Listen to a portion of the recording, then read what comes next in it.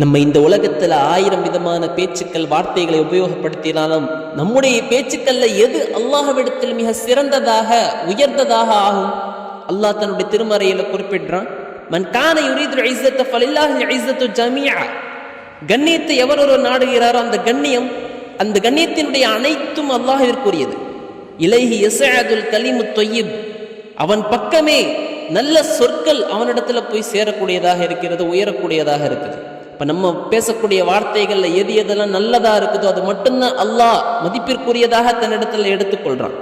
ஒரு அமலு சாலிஹ் யர்ஃபஉ. நம்முடைய நல்ல அமல்கள் மாத்திரமே அல்லாஹ்விடத்தில் உயர்ந்த அந்தஸ்தை பெற்றுத்தரும், அதுவே அல்லாஹ்விடத்தில் உயரும். நம்ம என்ன வார்த்தைகளை பேசுகிறோம் என்றது ரொம்ப முக்கியம். அதில் நல்ல விஷயங்கள் மட்டுமே அல்லாஹ் எடுத்துக்கொள்வான், அதற்கு நமக்கு பரிசளிப்பான். நம்முடைய தீய வார்த்தைகளுக்கு அதே போன்ற தண்டனையும் கொடுக்கக்கூடியவனாக இருக்கிறான்.